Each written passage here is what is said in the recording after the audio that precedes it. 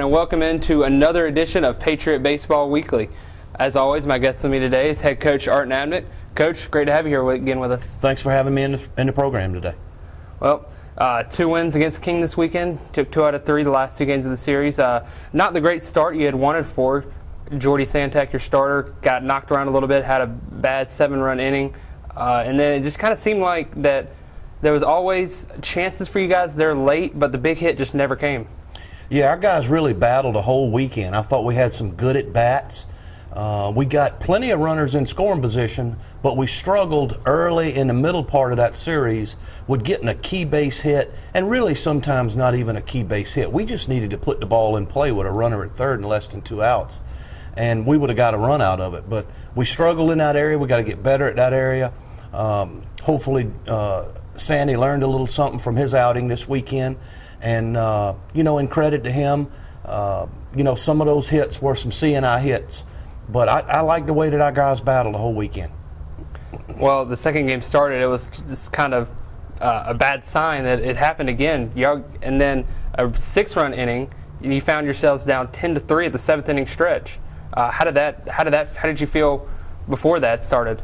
Well, I think you got to give King some credit. They really hit some balls hard on us. And, we got to do a better job trying to control them a little better. We gave up a 7-run inning in the first game and a 6-run inning in the second game.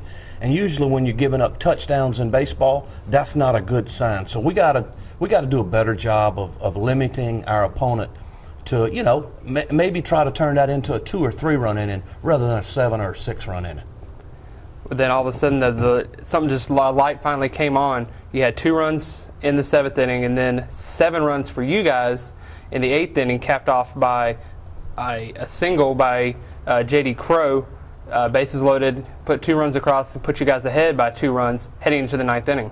Yeah, our guys really put some really good at bats together, back to back to back, and we were able to put up a crooked number of our own and score a touchdown and an extra point for us as well. And that was the difference in Game 2, which kind of flipped the momentum of the series back in our favor. Then kind of exciting 9th inning that we really weren't wanting. Your closer, Jeffrey Stoner, came in, loaded the bases, but got out of it. The game ended on a spectacular catch by Brett Fulmer. And then all of a sudden, you split the doubleheader, and the amazing comeback is complete. Yeah, I've been coaching 25 years. That's one of the best defensive plays I've ever seen as a coach, as a spectator, as a fan of the game of baseball. And kudos to Brett. He's one of those guys who works extremely hard and is always doing the right thing on and off the field, so I'm glad something good really happened for him. As I mentioned before, J.D. Crowe was the one that had the big hit that put the Patriots ahead by 2 runs. I got a chance to talk with him after the game, and here's what he had to say on his performance. All right, here with J.D. Crowe, the hero of the night, had the big 2-run single in the bottom of the 8th to put the Patriots up on top for good. J.D., congrats on the hit. Talk about it. Thanks. I was really just trying to put something in play there, not strike out. There's a lot of situations that I could have put in play. Anything would have done good to get us a run, and luckily I got a line drive, hit off the first baseman's glove.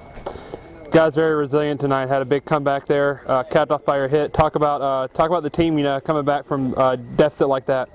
It's good. We knew we were going to face adversity at some point, and I'm glad we battled back and got the victory. A couple of big hits for you tonight. Talk about your success at the plate. How were you able to find the holes out there? Just a better approach. Looking for good pitches. The beginning of the count, hit fastballs, and stay ahead of the count, basically. Pretty good night for you, but always could be better. What are the things you're going to be working on to do even better out there tomorrow? Just going out there, competing. If we put together some good at-bats, I think we'll have a good shot. All right, thanks, JD. No problem. Thank you. Game 3 of the series was a lot like deja vu from last weekend. All the big runs came in the doubleheader, and then the final game of the series was a pitching duel set up by Spencer Jordan, who had his best outing this year by far. Went 5 innings, his longest outing. Got his first win since 2012. Talk about his performance. Well, Spencer threw 67 pitches in 5 innings. 50 of them were for strikes. That's the kind of strike percentage we're looking for out of our pitchers. That's probably close to 80%, maybe a little more. Spencer's getting better and better every week. I think his health and his confidence is improving every week. Our bullpen were spectacular this weekend. Cody Dix was good. John Rossi was good. Spencer Jordan was extremely good. Brandon Stutes on Friday night came in for 6 innings and really shut the door and gave us a chance to mount a little bit of a comeback. We fell short, but he pitched extremely well. Really happy for Brandon. And you mentioned the bullpen. They only gave up, I believe, one earned run and 3 hits the entire weekend. Yeah, our guys are in the bullpen. You know, that's kind of our goal. We want to try to get this game into the 6th and 7th inning and turn it over to our bullpen. We feel like we can win some games late because our bullpen's pretty good. And I was up there scoring the game, and I was wanting the offense to come around so bad, especially for Spencer, because I know he had pitched the 5th inning. He was probably done. His pitch count was getting high, and then the runs finally came. Big 4-run inning for you guys to put him ahead, put him in line for the win. Michael Wilson this time got the big hit. He had a bloop single, the bases loaded, drove in 2 runs to cap off the 4-run inning, and then you guys shut the door. Talk about the victory. Well, even though it was a bloop single in the scorebook, it looks like a hard line drive to left field, and it was good enough to send us in the lead 4-2 at that point and set Spencer up for an opportunity to pick up his first win of the year. And again, our bullpen responded, shut him out there for the last 4 innings. And, you know, that's what we got to keep doing, is keeping our strike percentage high, our walks low, and turning it over to our bullpen. I got a chance to talk with a very excited Spencer Jordan after his first victory in over a year, and here's what he had to say following his performance. Here with Spencer Jordan, got the win today, first time in over a year. How does it feel? Feels great. Feels great. It was a great team win. Played great defense behind me, which helped a lot. So hopefully we can roll here. We got a big opponent next weekend, and hopefully we can get 2 or 3 out of them. Pretty good outing for you. Definitely were commanding the strike zone out there. Threw a lot of strikes. Didn't walk anybody. How were you able to be so successful out there on the mound? Today I was throwing my off-speed pitches well. I was getting ahead of the count. I was flipping my curveball in for strike 1, and then you were able to work off of that. The slider was breaking well. I got a couple guys to chase and roll over on some changeups, so that helped a lot. You teammates put up 4 runs for you right before you went out of the game. How did that feel to get that run support from them? Felt great. I knew the bats would come alive. It just took a little bit, but it was great to finally get the win, and they kept it going, so I'm happy for that. You alluded to it earlier, but you guys do open Peach Belt play next weekend against USC Aiken. What's it going to take to get some victories from there? Once again, our starters are going to have to do well, hold runners, hold batters to our defense is going to have to play well, get a lot of strikeouts, and our bats are going to have to stay where they are and put up a lot of runs. All right, thanks, Spencer. Congratulations again. Thank you. Thank you.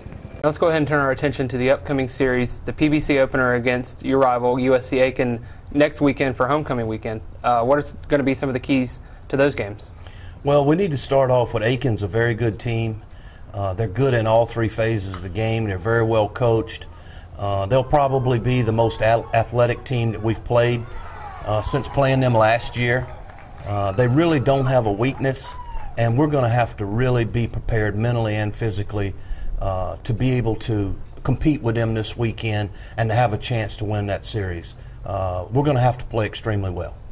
Barring any setbacks, I would assume you're going to stick with your same weekend starters that you've been throwing early on in the season? Yeah, we'll probably go Santak, Barfield, and Spencer. I don't think we need to change anything right now. And especially with the bullpen like it is, it's great to know that you have those guys like Chris Harrison, Brandon Stutes, and some of those others that can go long innings if necessary. Yeah, we feel like we've got a good group for our middle innings. We've got Chris and Stutes and Gordon Owens, Austin Cox in that middle to long relief role. And then in our short relief, you know, we got Turbeville, we got Dix, we got Rossi, we got Stoner, and feel like that we're in good shape in our bullpen area. How important is it opening Peach Belt play to come away with at least two wins this weekend? Well, you don't want to, it's the first weekend, you don't want to put too much emphasis on how many games we need to win. We need to come out and play good baseball and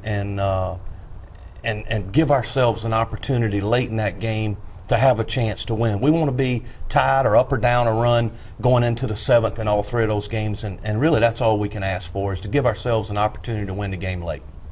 Coach, thanks for being here with us today, and we look forward to catching up with you next week. Absolutely. Thank you. And thank you for watching us this week of Patriot Baseball Weekly. We'd like to remind everybody that it is homecoming weekend this week ahead for the Aiken series. Very special weekend on Friday night. We will be having fireworks following the conclusion of the game. That game starts at 4:00 p.m. Tickets are $8 for adults, $5 for students, and always FMU students are admitted free, and Swamp Fox passes will be honored. The doubleheader on Saturday will be free admission as part of all the homecoming festivities, as all the other events on campus will be. That is a doubleheader starting at 1 p.m. here at Sparrow Stadium.